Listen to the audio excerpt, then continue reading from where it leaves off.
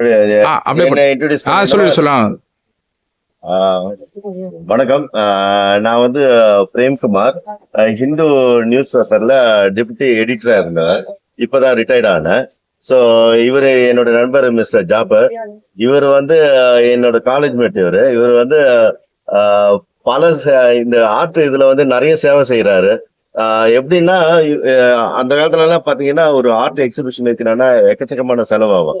So நாங்கெல்லாம் பாத்தீங்கன்னா அந்த சமயத்துல ரொம்ப ஸ்ட்ரகிள் பண்ணிருக்கோம். ஒரு எக்ஸிபிஷன் வைக்கணும்னா ஒரு 4-5 பேர் சேர்ந்து பண்ணனா கூட லட்சக்கணக்கில் ஆகும். ஸோ எங்களுக்கு வந்து அது பாசிபிலிட்டி இல்லாத ஒரு டைம். அது நிறைய பெயிண்டிங்ஸ் பண்ணியிருந்தோம். ஆனா அந்த பெயிண்டிங்ஸ் எல்லாம் எக்ஸிபிட் பண்ண முடியல. ஏன்னா டியூ டு த எக்கனாமிக்கல் ப்ராப்ளத்தால அதெல்லாம் வைக்க முடியல. ஆனா அந்த சமயத்துல முடியாததை இப்ப இந்த காலத்துல இப்ப இவர் வந்து இப்போ வளரும் கலைஞர்களுக்கு நிறைய என்கரேஜ் பண்றாரு. எப்படின்னா ஒரு குரூப் ஆஃப் ஆர்டிஸ்டுகள் எல்லாம் ஒன்னா சேர்த்து ஒரு குறைவான தொகையில இந்த மாதிரியான ஒரு எக்ஸிபிஷன் வைக்கிறாரு.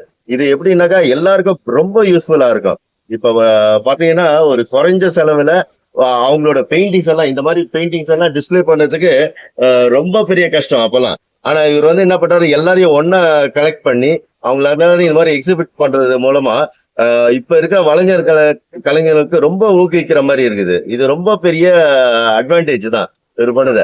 இவரை நிச்சயமாலுமே பாராட்டாம எங்களால முடியவே முடியாது. இது அந்த மாதிரி ஒரு சேவை செஞ்சுட்டு இருக்காரு. இவரை என்னோட ஃப்ரெண்டுக்காகன்னு புகழ் இல்லை, இது இது நிஜமாலுமே எங்க டைம்ல இந்த மாதிரி இல்லாத போயிட்டாரு. இந்த மாதிரி ஒரு ஜாபர் எங்க டைம்ல கிடைக்கலையன்ற ஒரு ஆதங்கம் தான், வேற ஒண்ணும் இல்ல, பொறாம இல்லை. இது ஒரு ஆதங்கம் தான். அந்த மாதிரி கிடைச்சிருந்தா நாங்களும் எங்க பெயிண்டிங்ஸ் எல்லாம் இந்த மாதிரி எக்ஸிபிட் பண்ணி எல்லாரும் வந்து பார்த்து எங்க இதை பார்த்து எல்லாரும் சந்தோஷப்பட்டிருப்போம், நாங்களும் பெருமை அடைஞ்சிருப்போம்.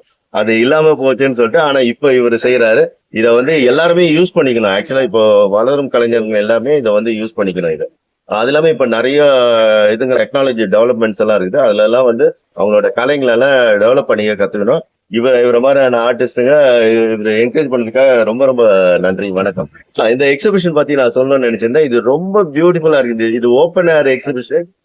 அதுவும் மியூசியத்துல, கவர்மெண்ட் மியூசியம், ஒரு கலை பண்பாட்டு ஒரு இடத்துல வந்து இந்த மாதிரி ஒரு மியூசியம் இதுல வந்து எக்ஸிபிட் பண்றது எல்லாருக்கும் ஒரு பெருமையா இருக்கு. இங்க பண்ணிருக்க ஒவ்வொரு ஆர்டிஸ்டும் அவங்க பயங்கரமான திறமை உள்ளவங்க.